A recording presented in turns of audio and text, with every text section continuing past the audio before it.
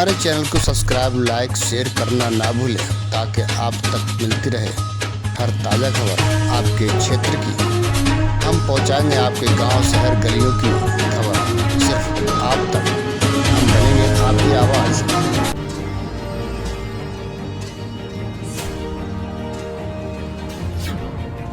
भारत के मिशन चंद्रयान 3 की नई उड़ान।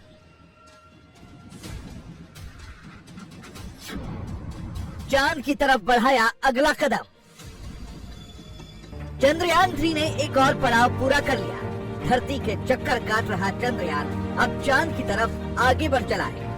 आधी रात करीब 12:15 पर चंद्रयान 3 ने धरती की कक्षा से चांद की दिशा में कदम बढ़ा दिया। इसरो के वैज्ञानिकों ने चंद्रयान 3 को पृथ्वी के ऑर्बिट से चांद की तरफ भेजा। इसे ट्रांसलूनर इंजेक्शन यानी TLI कहा जाता है। 14 जुलाई को लॉन्च हुआ चंद्रयान 3 अब अपने आखिरी और सबसे मुश्किल सफर की तरफ आगे बढ़ चला है। सोमवार रात को बेंगलुरु में स्थित इसरो के हेडक्वार्टर में सबकी सांसें थमी हुई थी, क्योंकि भारत के मिशन का ये सबसे क्रिटिकल मोमेंट था। लेकिन जैसे ही मिशन सक्सेसफुल हुआ, सबने राहत की सांस ली। इससे पहले चंद्रयान ऐसी अंडाकार कक्षा में घूम रहा था जिसकी पृथ्वी से सबसे कम दूरी 236 किलोमीटर और सबसे ज्यादा दूरी 1,27,603 किलोमीटर थी। ट्रांसलूनर इंजेक्शन के लिए बेंगलुरु में मौजूद इसरो के हेडक्वार्टर से वैज्ञानिकों ने चंद्रयान का इंजन कुछ देर के लिए चालू किया। इंजन फायरिंग तब की गई जब चंद्रयान पृथ्वी से 236 किलोमीटर की दूरी पर था।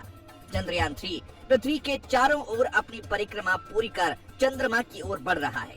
जैसे ही चंद्रयान मून की कक्षा में पहुंचेगा, उसकी परिक्रमा करता हुआ करीब बढ़ता जाएगा। इसरो ने बताया कि 5 अगस्त 2023 को अपना यान चांद की कक्षा में पहुंच सकता है। मून ऑर्बिट में दाखिल होने के बाद ये 13 दिन तक चंद्रमा के चक्कर लगाएगा। फिर ये 100 किलोमीटर ऊपर लैंडर प्रोपल्शन मॉड्यूल से अलग हो जाएगा।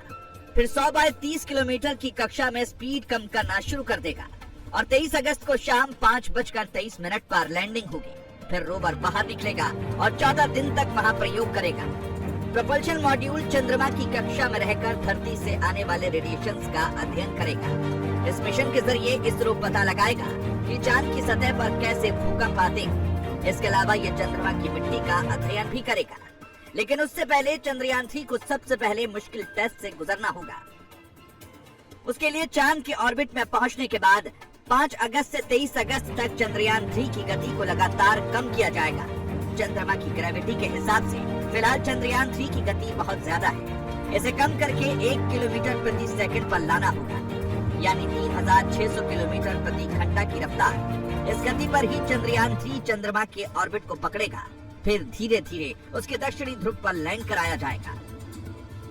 अगर सॉफ्ट लैंडिंग में सफलता मिली, यानी मिशन सक्सेसफुल रहा, तो अमेरिका, रूस और चीन के बाद भारत ऐसा करने वाला चौथा देश बन जाएगा। अमेरिका और रूस दोनों के चंद्रमा पर सफलतापूर्वक उतरने से पहले कई स्पेसक्राफ्ट क्रैश हुए थे। चीन 2013 में चांद E3 मिशन के साथ अपने पहले प्रयास में सफल होने वाला एकमात्र देश है। वहीं इस मिशन के साथ ही इसरो के नाम पर बड़ी कामयाबी दर्ज हो जाएगी। जो काम अब तक नासा नहीं कर पाया, वो इसरो इस मिशन के पूरा होने के साथ कर लेगा।